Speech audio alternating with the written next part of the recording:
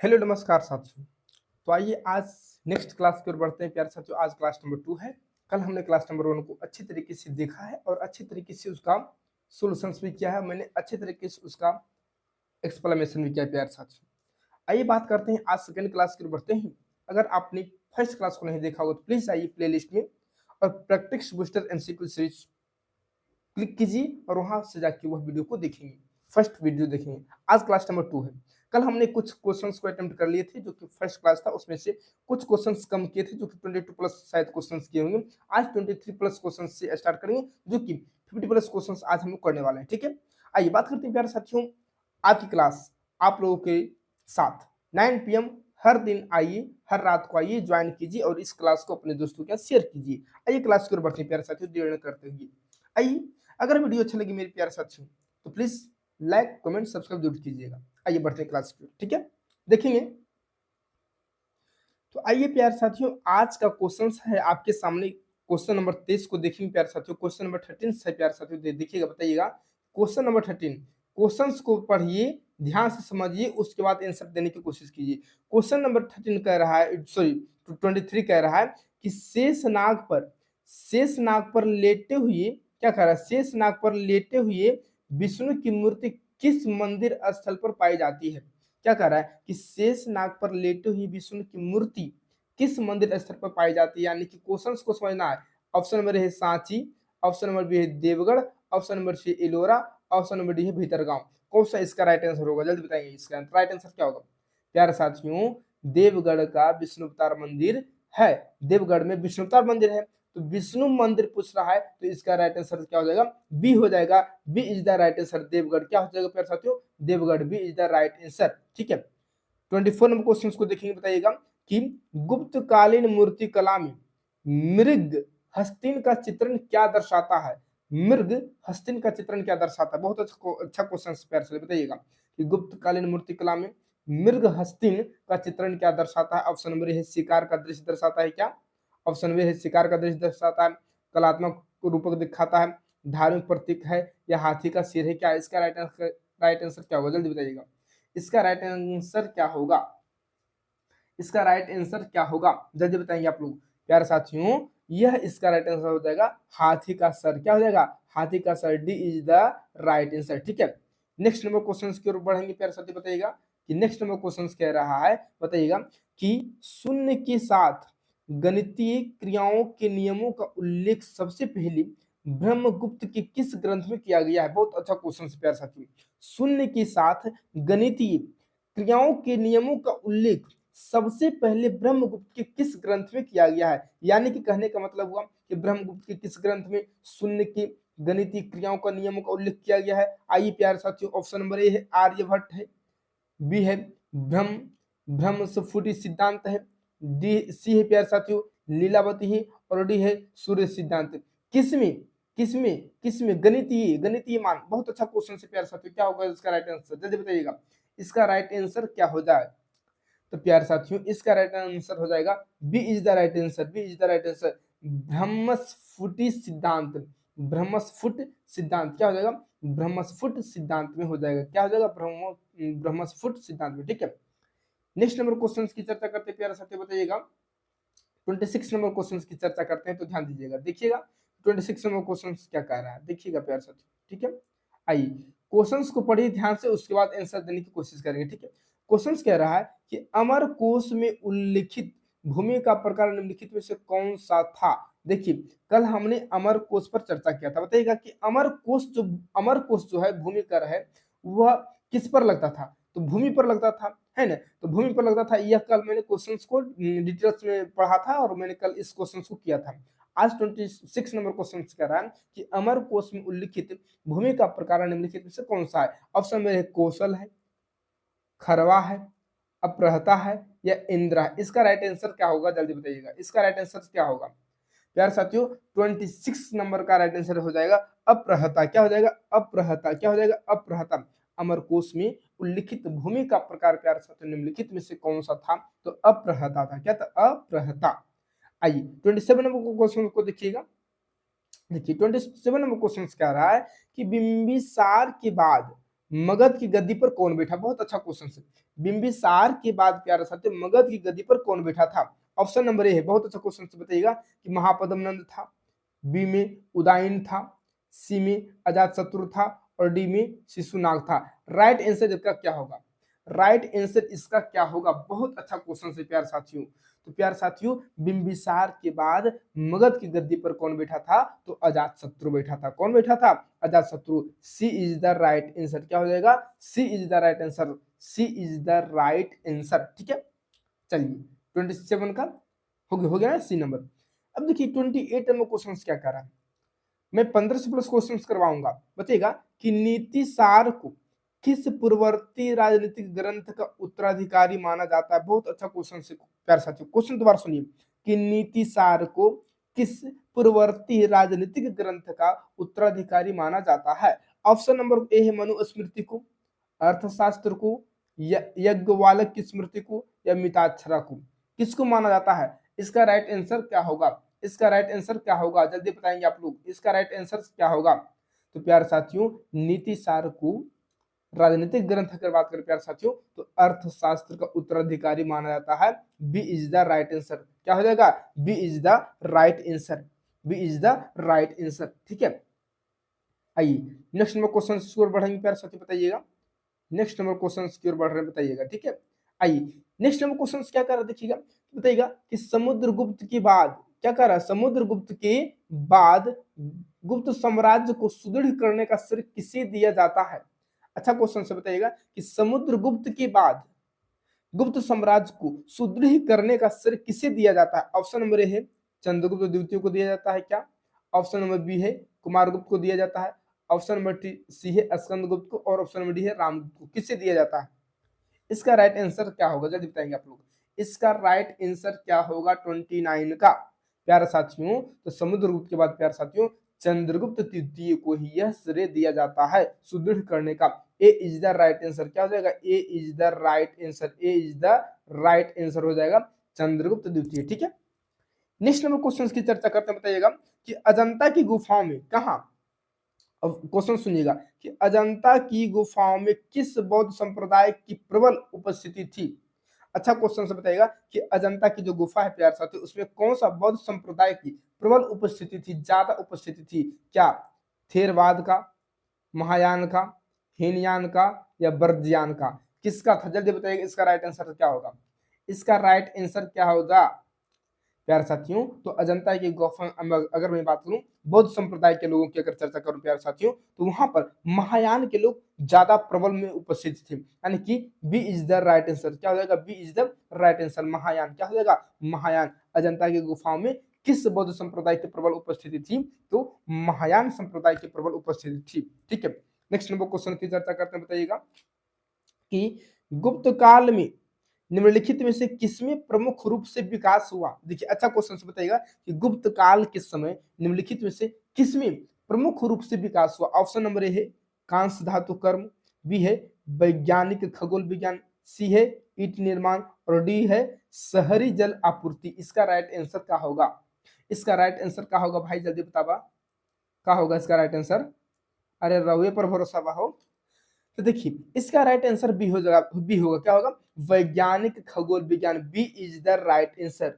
B is the right answer, वैज्ञानिक खगोल विज्ञान। ठीक है, 31 के बी होगा। ठीक है, आइए नेक्स्ट नंबर क्वेश्चन की चर्चा करते हैं प्यार साथियों, बताइएगा।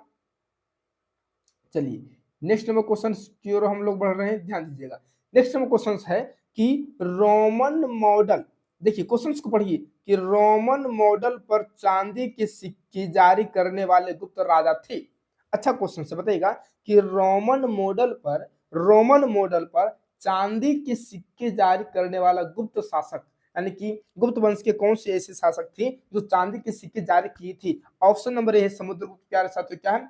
ऑप्शन नंबर ए है समुद्रगुप्त है, ऑप्शन नंबर ए है समुद्रगुप्त है, बी है कुमारगुप्त है, सी चंद्रगुप्त द्वितीय और डी स्कंदगुप्त। इसका राइट आंसर क्या होगा? जल्दी बताइएगा आप लोग, इसका राइट आंसर क्या होगा? प्यारे साथियों तो रोमन मॉडल पर अगर बात करें, रोमन मॉडल अगर बात करें चांदी के सिक्के पर यानी कि चांदी के सिक्के जारी करने वाला गुप्त शासक की बात करें तो चंद्रगुप्त द्वितीय थे प्यारे साथियों। C is the right answer. क्या हो जाएंगे? सी इज द राइट आंसर हो जाएंगे प्यारे साथियों। C is the right answer. यानी कि रोमन मॉडल पर चांदी के सिक्के जारी करने वाला गुप्त वंश के कौन से ऐसे शासक थे, कौन से ऐसे राजा थे? तो चंद्रगुप्त द्वितीय थे, जो कि रोमन मॉडल पर चांदी के सिक्के जारी किए थे। नेक्स्ट नंबर क्वेश्चन से प्यारे साथी बताइएगा कि मेनांडर और नागसेन के बीच संवाद किस ग्रंथ में दर्ज है? देखिए प्यारे साथियों, मेनांडर और नागसेन के बीच संवाद किस ग्रंथ में दर्ज है? संवाद, दोनों की आपस में जो बात विचार हुई थी उसे ही संवाद कहते हैं। तो मेनांडर और नागसेन के बीच संवाद किस ग्रंथ में दर्ज है? बहुत अच्छा क्वेश्चन है। देखिए क्या कहता है, इसी के टॉपिक्स पर या इसी की सेम क्वेश्चन, इसी का सेम क्वेश्चन बनता है प्यारे साथियों। एक पॉलिटिकल क्वेश्चन है, सुकरात और प्लेटो के संवाद का वर्णन किस ग्रंथ में है, या सुकरात और प्लेटो का संवाद किस ग्रंथ में दर्ज किया गया है? ये अच्छा क्वेश्चन है, जो कि प्लेटो के द्वारा लिखा गया था द रिपब्लिक, उसमें किया गया था प्यारे साथियों। ठीक है, आइए तो इसमें बताना है कि मेनांडर और नागसेन के बीच संवाद किस ग्रंथ में दर्ज है। ऑप्शन नंबर ए है मिलिंद पंथ है प्यारे साथियों, दीपवंश है, सूत्रालंकार है, या बोधिस्त्व चरित्र है। इसमें कौन सा इसका राइट आंसर होगा? जल्दी आप लोग बताइएगा। ठीक है, बताइए 33 का राइट आंसर क्या होगा प्यारे साथियों? तो इसका राइट आंसर हो जाएगा प्यारे साथियों, A is the right answer, Milind Panth. क्या हो जाएगा? मिलिंद पंथ। मेनांडर और नागसेन के बीच की अगर संवाद की बात करें प्यारे साथियों, तो यह मिलिंद पंथ पुस्तक में, मिलिंद पंथ ग्रंथ में इन दोनों के संवाद का जिक्र है, यह वर्णन है। ठीक है, आइए नेक्स्ट हम क्वेश्चन की चर्चा करते हैं। बताइएगा कि भारतीय उपमहाद्वीप में लोहे के सबसे प्राचीन उपयोग का प्रमाण किस स्थल से मिलता है? बहुत अच्छा क्वेश्चन है। बताइएगा कि भारतीय उपमहाद्वीप में लोहे के सबसे प्राचीन उपयोग का प्रमाण किस स्थल से मिलता है? अच्छा क्वेश्चन से प्यारे साथी। Option number A Atranji Khera, B Hastinapur, C Hallur और डी गुफकराल। इसका राइट आंसर क्या होगा? इसका राइट आंसर क्या होगा प्यारे साथियों? जल्दी बताइएगा। 34 का राइट आंसर क्या होगा? तो 34 का राइट आंसर प्यारे साथियों, C is the right answer, Hallur. क्या हो जाएगा? हल्लूर से। कहां से? हल्लूर से। भारतीय उपमहाद्वीप में लोहे के सबसे प्राचीन उपयोग का प्रमाण हल्लूर से मिलता है। कहां से मिलता है प्यारे साथियों? तो हल्लूर से मिलता है। नेक्स्ट हम क्वेश्चन की चर्चा करते हैं।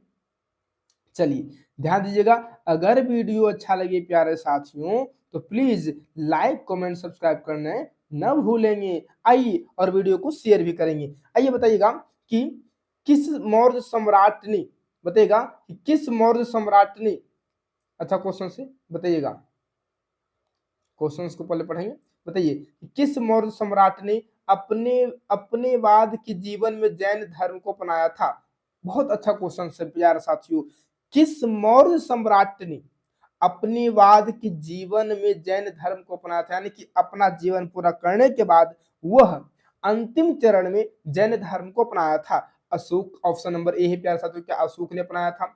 बी है बिंदुसार, सी है चंद्रगुप्त मौर्य और डी है दशरथ। किसने? बहुत अच्छा क्वेश्चन है। जिसने इसका जवाब दे दिया तो मैं उसे इनाम पक्का दूंगा, पक्का। प्यारे साथियों, चंद्रगुप्त मौर्य कौन थे? चंद्रगुप्त मौर्य प्यारे साथियों, यह अपने जीवन के अंतिम चरण में इन्होंने जैन धर्म को अपनाया और यह कर्नाटक के जंगल में चले गए थे, यानी एक पहाड़ी पे चले गए थे, वहां इनका मृत्यु हो गया था। ठीक है, आइए संलेखना विधि के द्वारा। ठीक है, संलेखना विधि के द्वारा। आइए प्यारे साथियों, नेक्स्ट नंबर क्वेश्चन की बात करते हैं। नेक्स्ट नंबर क्वेश्चन से 36 नंबर कि आजीवक किस दार्शनिक सिद्धांत का पालन करने के लिए जाने जाते हैं? बहुत अच्छा क्वेश्चन से बताइएगा कि आजीवक जो है वह किस दार्शनिक सिद्धांत का पालन करने के लिए जाने जाते हैं? ऑप्शन नंबर ए कर्म और पुनर्जन्म के लिए, नियतिवाद का सिद्धांत, अहिंसा के लिए, या भौतिकवाद के लिए। किस लिए जाने जाते हैं? इसका राइट आंसर क्या होगा? इसका राइट आंसर क्या होगा? आप लोग जल्दी से कमेंट बताइएगा।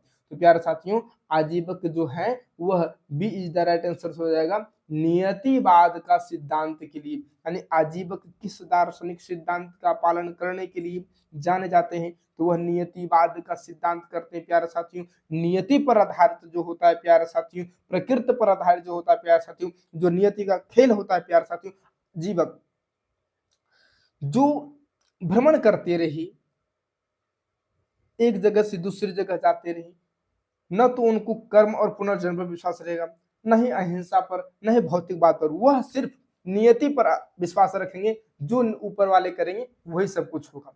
ठीक है, तो आजीवक लोग नियतिवाद का सिद्धांत का पालन करते हैं। नेक्स्ट नंबर क्वेश्चन से प्यार से बताइएगा, आइए अच्छा क्वेश्चन से बताइएगा कि सुदर्शन झील की मरम्मत के बारे में, सुदर्शन झील की मरम्मत के बारे में उल्लेख करने वाला जूनागढ़ शिलालेख किस शासक के द्वारा जारी किया गया था? बहुत अच्छा क्वेश्चन से प्यार साथियों, जूनागढ़ अभिलेख किस शासक के द्वारा जारी किया गया था? बहुत अच्छा क्वेश्चन से बताइएगा। तो ऑप्शन नंबर ए है रुद्रदामन प्रथम, बी है कनिष्क, सी है मीनांडर और डी है अशोक। किसके द्वारा? इसका राइट आंसर क्या होगा? इसका राइट आंसर क्या होगा? जल्दी बताइएगा आप लोग प्यार साथियों। तो प्यार साथियों इसका राइट आंसर रुद्रदामन प्रथम, A is the right answer. क्या हो जाएगा? A is the right answer, Rudradaman प्रथम हो जाएगा। क्या हो जाएगा? रुद्रदामन प्रथम। ठीक है, आइए नेक्स्ट हम क्वेश्चन की चर्चा करते बताइएगा कि वाकाटक वंश को किस अन्य प्रमुख राजवंश का समकालीन माना जाता है? वाकाटक जो वंश है प्यार साथियों, वह किस राजवंश के समकालीन था? यह किस राजवंश के समकालीन माना जाता है? इसका राइट आंसर क्या होगा? जल्दी बताइएगा आप लोग कि वाकाटक वंश को किस अन्य प्रमुख राजवंश का समकालीन माना जाता है? क्या वह नंद वंश का समकालीन था? क्या मौर्य वंश का समकालीन था? क्या गुप्त वंश का समकालीन था? क्या कुषाण वंश? इसका राइट आंसर क्या होगा? जल्दी बताइएगा। इसका राइट आंसर प्यारे साथियों क्या होगा? अरे भाई, तो गुप्त वंश के शासक का, गुप्त वंश के शासनकाल के समय प्यारे साथियों यह गुप्त के समकालीन था। यानी कि प्यारे साथियों वाकाटक वंश का जो राजवंश था प्यारे साथियों वह गुप्त वंश के समकालीन था। किस वंश के? किस राजवंश के? तो गुप्त राजवंश के समकालीन था प्यारे साथियों। कौन? तो वाकाटक वंश। ठीक है, आइए नेक्स्ट नंबर क्वेश्चन की चर्चा करें अगर प्यारे साथी तो बताइएगा। नेक्स्ट नंबर क्वेश्चन की चर्चा करें तो देखिए क्वेश्चंस को समझिए और बताना है कि वाकाटक वंश का संस्थापक कौन थे? वाकाटक वंश का संस्थापक कौन थे? ऑप्शन नंबर ए है रुद्रसेन प्रथम थे क्या? प्रवरसेन प्रथम थे क्या? बी में प्रवरसेन प्रथम है क्या? बताइएगा, चलिए जल्दी बताइएगा कि बी में प्रवरसेन प्रथम है, सी में बिंद शक्ति है और डी में नरेंद्र सेन है। इसका राइट आंसर क्या होगा? इसका राइट आंसर क्या हो जाएगा प्यारे साथी? तो बताइएगा आप लोग, जल्दी बताइएगा इसका राइट आंसर क्या हो जाएगा? तो इसका राइट आंसर हो जाएगा प्यारे साथियों रुद्रसेन प्रथम। कौन सा? रुद्रसेन प्रथम, A is the right answer हो जाएगा। यानी कि वाकाटक वंश के संस्थापक रुद्रसेन प्रथम हुई। रुद्रसेन प्रथम जो है प्यारे साथियों वो वाकाटक वंश के संस्थापक थे। और वाकाटक वंश किस वंश के अंतर्गत या किस वंश के समकालीन थे? तो गुप्त वंश के समकालीन थे। ठीक है, नेक्स्ट में क्वेश्चन की ओर चर्चा करते बताइएगा कि दक्षिणी राज्यों और रोमन साम्राज्य के बीच व्यापार के लिए किस बंदरगाह का उपयोग किया जाता था? अच्छा क्वेश्चन से बताइएगा कि दक्षिणी जो राज्य है प्यारे साथियों, क्या दक्षिणी राज्य जो है प्यारे साथियों बताइएगा कि दक्षिणी राज्य और रोमन साम्राज्य के बीच व्यापार के लिए किस बंदरगाह का उपयोग किया जाता था? ऑप्शन नंबर ए है भरूच का, ऑप्शन नंबर बी है अरिकमेदु का, ऑप्शन नंबर सी है धर्मलिप्ति का, ऑप्शन नंबर डी है कावेरीपट्टनम का। इसका राइट आंसर क्या हो जाएगा? इसका प्यारे साथियों जल्दी बताएगा इसका राइट आंसर क्या हो जाएगा? आइए प्यारे साथियों अगर मैं बात करूं तो 40 का राइट आंसर क्या हो जाएगा प्यारे साथियों? आप लोग जल्दी बताइएगा। तो B is the right answer हो जाएगा। B is the right answer, Arikamedu. क्या हो जाएगा? Arikamedu, B is the right answer. Question को समझिए और उसका आंसर दीजिए। वीडियो अच्छा लगे प्यारे साथियों तो शेयर कमेंट लाइक जरूर कीजिए, ठप से दबाइए। आइए बात करते हैं प्यारे साथियों, बताना है, बताइएगा। नेक्स्ट क्वेश्चन की ओर बढ़ रहे हैं, बताइएगा कि अजंता की गुफाओं की खुदाई मुख्यतः किस राजवंश के शासन काल में हुई थी? अजंता की जो गुफा है प्यारे साथियों बताइएगा कि जो अजंता की गुफाएं हैं, अजंता की गुफाएं की खुदाई मुख्यतः किस राजवंश के शासन काल में हुआ था? ऑप्शन नंबर ए सातवाहन के, ऑप्शन नंबर बी है वाकाटक के, ऑप्शन नंबर सी गुप्त के और डी चालुक्य के। किसका हो जाएगा? इसका राइट आंसर क्या हो जाएगा? किस कौन बताएगा? जल्दी बताइएगा। तो B is the right answer प्यारे साथियों, B is the right answer. क्या हो जाएगा? B is the right answer, Vakataka वंश। कौन सा वंश? वाकाटक वंश प्यारे साथियों। यानी कि अजंता की जो गुफा है प्यारे साथियों वह अजंता की गुफा की जो खुदाई हुई थी प्यारे साथियों वह मुख्यतः किस राजवंश के शासनकाल में हुआ था? तो वकाटक। आप बताइएगा कि वकाटक वंश किस किस राजवंश के समकालीन थे? जल्दी बताइएगा कमेंट में, जल्दी बताइएगा कमेंट में। और ये भी बताइएगा कि वकाटक वंश के संस्थापक कौन थे? वकाटक वंश किस राजवंश के समकालीन थे? ये भी बताइएगा प्यारे साथियों। ठीक है, आइए कमेंट में जरूर बताइएगा, नहीं बताइएगा तो समझ लीजिएगा। ऑप्शन नंबर नेक्स्ट में क्वेश्चन की ओर बढ़ते हैं प्यारे साथियों। बताइएगा कि गुप्त कालीन मंदिरों का निर्माण सामान्यतः किस वास्तुकला योजना के अनुसार किया जाता है? ऑप्शन नंबर ए है वृत्ताकार, बी है आयताकार समतल छत के साथ, ऑप्शन नंबर सी है क्रॉस के आकार का, और अष्टकोणीय। इसका राइट आंसर क्या होगा? कौन बताएगा? जल्दी बताइएगा इसका राइट आंसर क्या होगा प्यारे साथियों। क्वेश्चन है कि गुप्त कालीन मंदिरों का निर्माण सामान्यतः किस वास्तुकला योजना के अनुसार किया जाता है? वृत्ताकार के आधार पर, आयताकार समतल छत के आधार पर, क्रॉस के आकार का, या अष्टकोणीय। इसका राइट आंसर क्या हो जाएगा? 42 का राइट आंसर क्या होगा प्यारे साथियों? तो इसका जो राइट आंसर होगा प्यारे साथियों आयताकार समतल छत के साथ। आयताकार जो समतल होता है प्यारे साथियों छत के साथ होगा ना। जो गुप्त काल का जो मंदिर होता है वह आयताकार आयताकार समतल रहेगा और छत के साथ रहेगा प्यारे साथियों, छत के साथ रहेगा, छत के साथ रहेगा ना, छत के साथ रहेगा। इस तरह का मंदिर आपको देखने को मिलेगा गुप्त काल में। ठीक है, नेक्स्ट नंबर क्वेश्चन की ओर चर्चा करते हैं प्यारे साथियों। ये बताइएगा अमरकोश अमरकोश अमरकोश। देखिए अमरकोश की चर्चा बहुत हो रही है। हमने आपको बताया था कि अमरकोश जो है वह एक राजस्व कर है जो कि भूमि से संबंधित है। ठीक है, किससे संबंधित है? भूमि से संबंधित है। बताइएगा कि अमरकोश की रचना किस प्राचीन विद्वान ने की थी? बहुत अच्छा क्वेश्चन है। अमरकोश की रचना किस प्राचीन विद्वान ने की थी? ऑप्शन नंबर 1 क्या चरक ने किया था, बी अमर सिंह ने किया था, सी भास ने किया था, या डी पतंजलि ने किया था? किसने किया था? अमरकोश की रचना किसने किया था? बहुत अच्छा क्वेश्चन है। तो अमरकोश की रचना प्यारा साथी जो अमरकोश है वह अमर सिंह ने किया था। B is the right answer, B is the right answer. कौन हो जाएगा? अमरकोश की रचना किस प्राचीन विद्वान ने किया था? तो अमर सिंह ने ही किया था। किसने किया था? अमर सिंह ने ही किया था। नेक्स्ट में क्वेश्चन की चर्चा करते बताइएगा कि अजंता की किस गुफा में उड़ती हुई अप्सरा का चित्र मिलती है या मिला है? अच्छा क्वेश्चन से। अजंता की किस गुफा में उड़ती हुई अप्सरा का चित्र मिला है? कल सेम इसी तरह की क्वेश्चंस को हमने देखा था, आज भी मैंने इसी तरह के क्वेश्चंस को देख रहा है। ठीक है, तो आप लोग डेली क्लास को ज्वाइन कीजिए, कल का क्लास जरूर देखिए, 22 क्वेश्चंस मैंने उसमें कराया है और आज का क्लास देख लेंगे। ठीक है, तो अजंता की किस गुफा में उड़ती हुई अप्सरा का चित्र मिलता है? क्या गुफा नंबर 1 में, या गुफा नंबर 2 में, या गुफा नंबर 10 में, या गुफा नंबर 26 में? किसमें? जल्दी बताइएगा। 44 का क्या होता है इसका right answer? A is the right answer, गुफा नंबर 1। और कल भी जो मैंने बताया था उसका आंसर गुफा नंबर 1 ही था। ठीक है, आइए नेक्स्ट नंबर क्वेश्चन की चर्चा करते हैं। बताइएगा, चलिए बताइएगा प्यारे साथियों कि रुद्रदामन प्रथम के शिलालेख किस भाषा में लिखे गए हैं? रुद्रदामन प्रथम के शिलालेख किस भाषा में लिखे गए? क्या प्राकृत भाषा में, बी संस्कृत भाषा में, सी तमिल में, और डी पाली में? 45 का आंसर राइट आंसर क्या हो जाएगा? जल्दी बताएंगे। इसका 45 का राइट आंसर क्या हो जाएगा? इसका B is the right answer. Sanskrit में किसमें?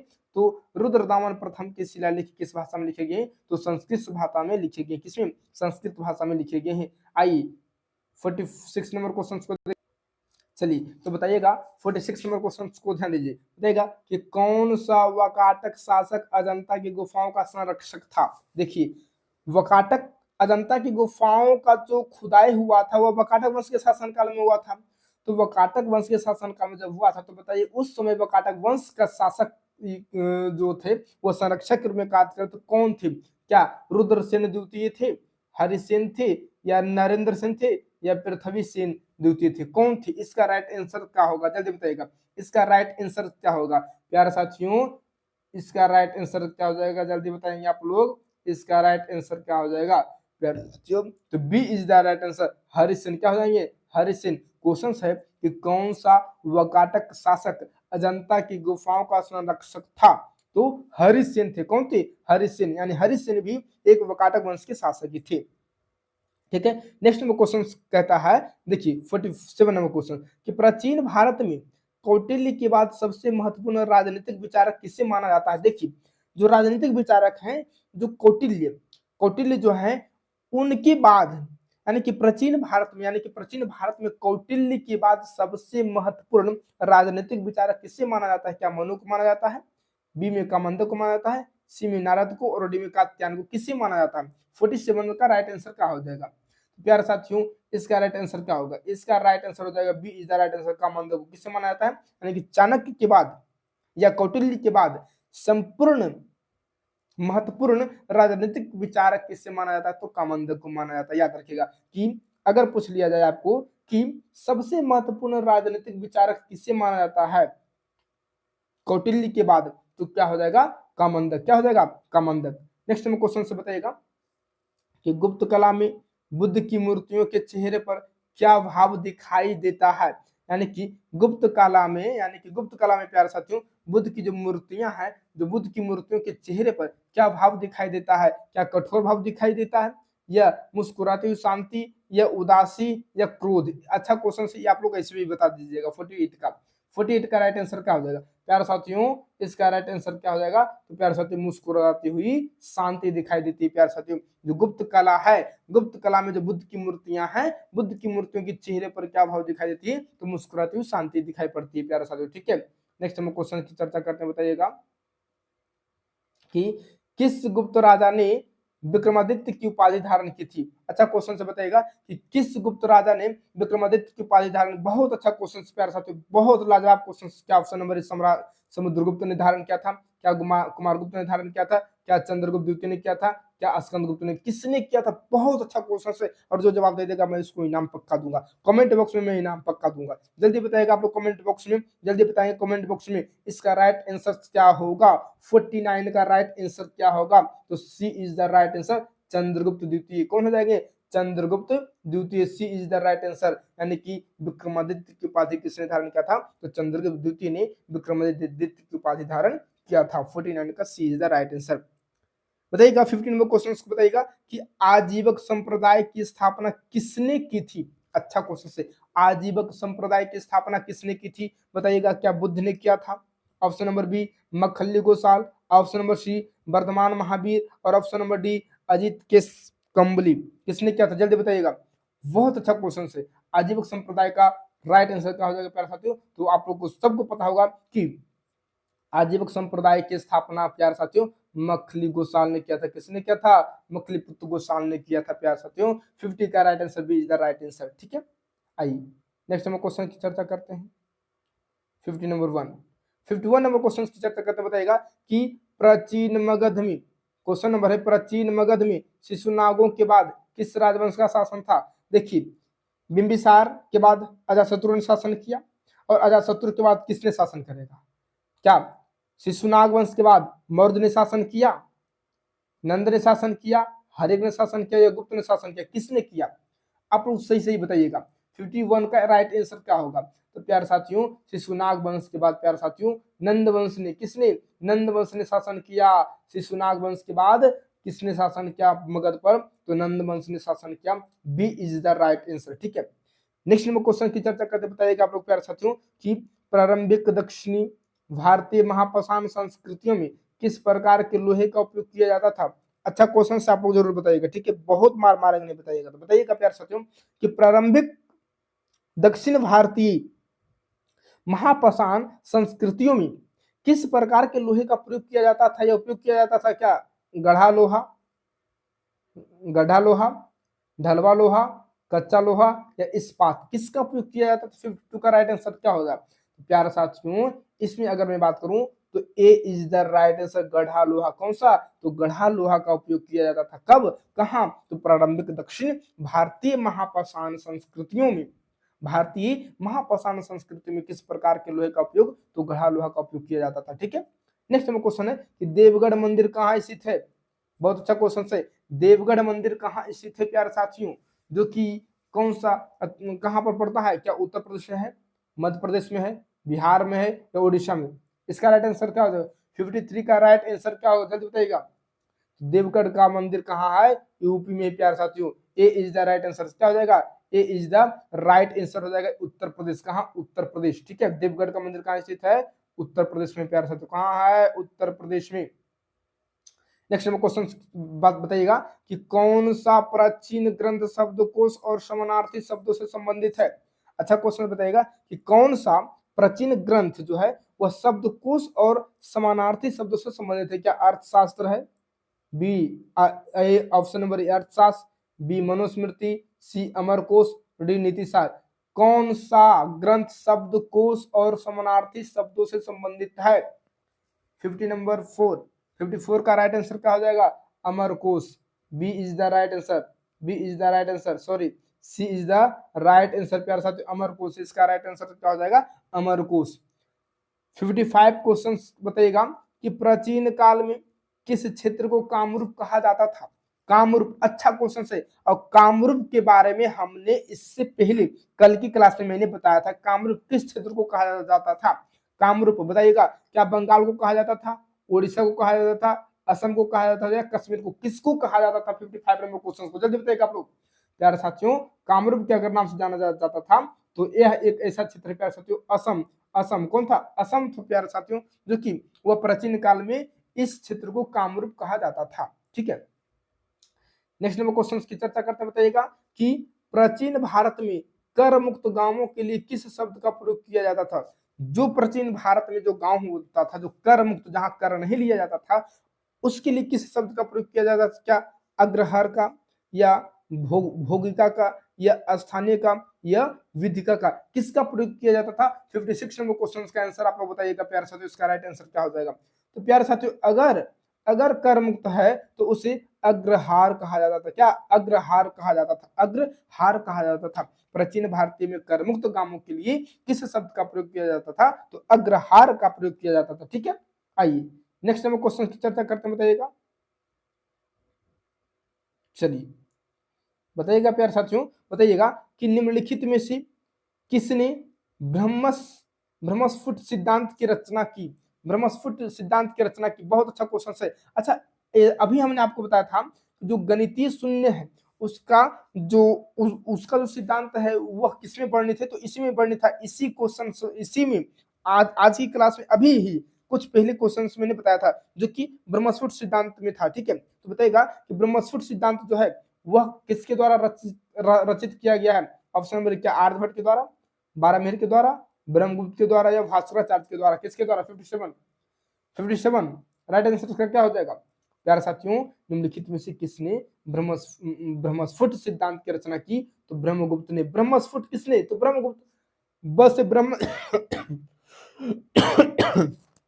वह ब्रह्मस्फुट सिद्धांत और वह ब्रह्मगुप्त। तो प्यारे साथियों, ब्रह्मस्फुट सिद्धांत की रचना किसने किया है, तो ब्रह्मगुप्त ने किया, ये याद रखिएगा। ठीक है, किसने किया है, तो ब्रह्मगुप्त ने किया है। ठीक है, चलिए 58 नंबर क्वेश्चन की चर्चा करते बताइएगा कि शास्त्रीय संस्कृत में पहला लंबा शिलालेख किसने जारी किया। बहुत अच्छा क्वेश्चन है, बताइएगा कि शास्त्रीय संस्कृत में पहला लंबा शिलालेख किसने जारी किया है।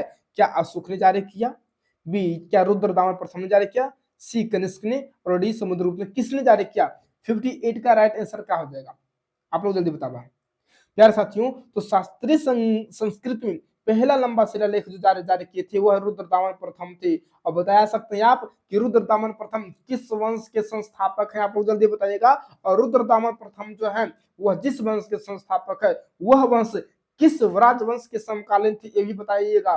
ठीक है, जल्दी से जल्दी आप बताइएगा। ठीक है, और यह भी बताइएगा कि जो वकाटक वंश, रुद्रदामन प्रथम वकाटक वंश के संस्थापक थे, और वकाटक वंश जो है वह वकाटक वंश के समय अजंता की गुफाओं की खुदाई भी हुआ था। चलिए ठीक है, आइए नेक्स्ट नंबर क्वेश्चन की चर्चा करते हैं। और ये भी आपको बता देते हैं प्यारे साथियों, जो वकाटक वंश था प्यारे साथियों, वकाटक वंश की जब अजंता की गुफाओं की जब खुदाई हो रही थी उसका संरक्षण करने वाला शासक कौन था, तो हरि सिंह थे। कौन थे, हरि सिंह थे। ठीक है, आइए नेक्स्ट नंबर क्वेश्चन की चर्चा करते हैं। आइए प्यारे साथियों बात करते हैं नेक्स्ट नंबर क्वेश्चन की।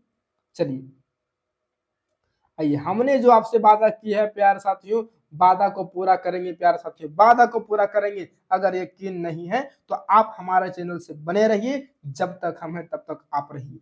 ठीक है, आइए बात करते हैं। बताइएगा कि वकाटक वंश का सबसे प्रसिद्ध राजा कौन था। बहुत अच्छा क्वेश्चन है, वकाटक वंश का सबसे प्रसिद्ध राजा कौन था। ऑप्शन नंबर ए रुद्रसेन द्वितीय, option number B Narendra Sen, option number C Harisen, option number D Prithvi Sen द्वितीय। कौन थे प्यारे साहब, जल्दी बताइएगा।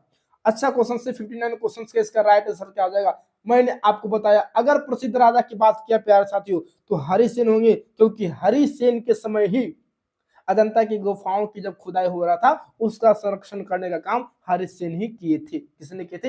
हरिसेन ही किए थे।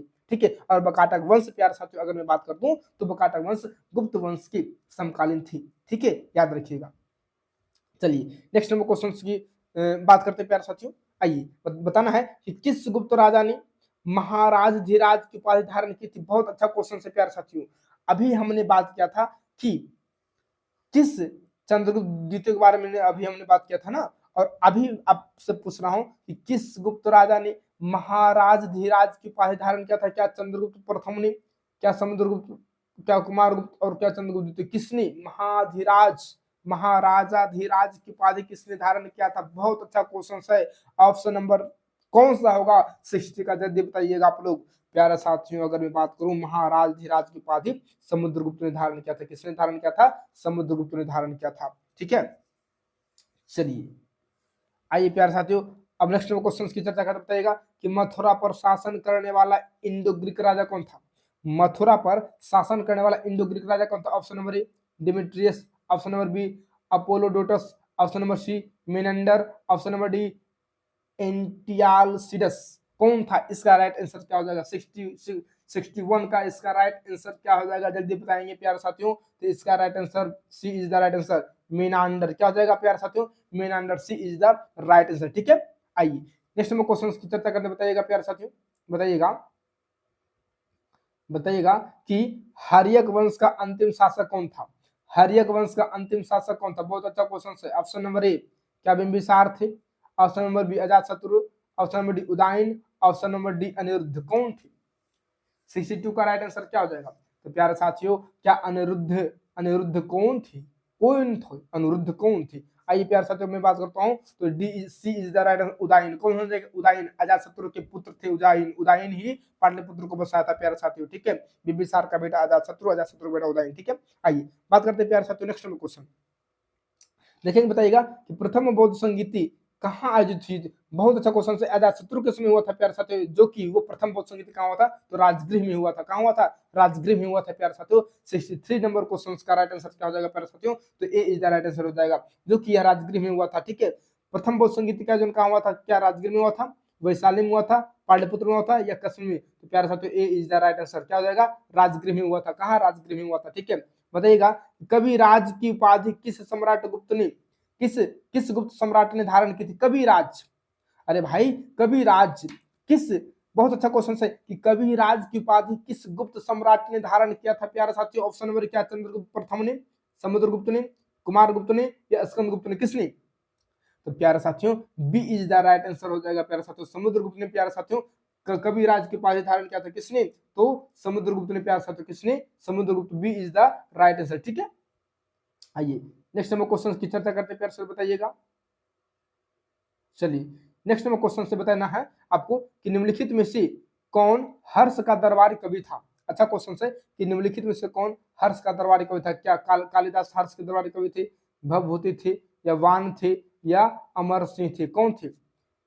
65 का राइट आंसर क्या हो जाएगा प्यारे साथियों? हर्ष हर्ष की बात करें अगर हर्षवर्धन के दरबारी कवि तो बाणभट्ट। कौन थे? बाणभट्ट। सी इज द राइट आंसर। क्या जाएंगे? सी इज द राइट आंसर। आइए नेक्स्ट में क्वेश्चन की चर्चा करते हैं प्यार से, बताइएगा कि अजंता की गुफा में बोधिस्त्व अवलोकितेश्वर का चित्र मिला है। अजंता की गुफा में बोधिस्त्व अवलोकितेश्वर का चित्र मिला है। वह कौन सा गुफा है? क्या गुफा नंबर 1, क्या गुफा नंबर 2, क्या गुफा नंबर 10, क्या गुफा नंबर 7? 17 क्या हो जाएगा इसका राइट आंसर प्यारे साथियों? जल्दी बताइएगा। 66 का राइट आंसर प्यारे साथियों, तो इसका राइट आंसर हो जाएगा डी गुफा नंबर 17। क्या हो जाएगा? गुफा नंबर 17।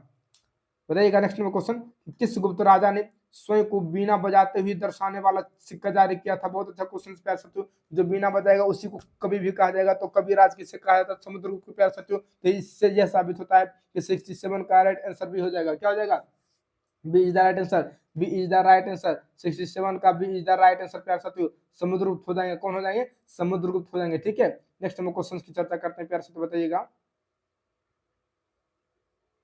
चलिए नेक्स्ट हम क्वेश्चन की चर्चा करते हैं, बताइएगा कि अमरकोश में किस प्रकार की भूमि मरुस्थल को दर्शाती है? बहुत अच्छा क्वेश्चन। अमरकोश में किस प्रकार की भूमि मरुस्थल को दर्शाती है? किसको दर्शाती है? तो मरुस्थल को। क्या मरु को, अपरहता को, क्षेत्र को या वन को? किसको दर्शाता है? बहुत अच्छा क्वेश्चन से प्यारे साथियों। 68 नंबर क्वेश्चन का राइट आंसर क्या हो जाएगा? तो मरुस्थल प्यारे साथियों, मरु को ही दर्शाएगा ना। किसको दर्शाएगा? तो ए इज द राइट आंसर। किसको दर्शाएगा? मरु को। अमरकोश में किस प्रकार की भूमि मरुस्थल को दर्शाती है? तो मरु को दर्शाती है। किसको दर्शाती है प्यारे साथियों? तो मरु को दर्शाती है। बताइएगा कि सांची का स्तूप मूल रूप से किसके द्वारा बनवाया गया था? बहुत अच्छा क्वेश्चन है। सांची का स्तूप किसके द्वारा बनवाया गया था? 69 नंबर क्वेश्चन। कनिष्क के द्वारा, क्या अशोक के द्वारा, बिंदुसार के द्वारा, हर्ष के द्वारा? किसके द्वारा? तो सांची का स्तूप किसने बनवाया था? तो अशोक ने बनवाया था। किसने बनवाया था प्यारे साथियों? अशोक ने बनवाया था ना।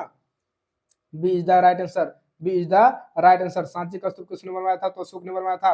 ऑप्शन नंबर, क्वेश्चन नंबर 70 बताइएगा कि कार्ले स्थित बौद्ध चैत्य हॉल किस काल का है? जो कार्ले में स्थित है, कार्ले स्थित बौद्ध चैत्य हॉल किस काल का है? क्या मौर्य काल का है? क्या सातवाहन काल का है?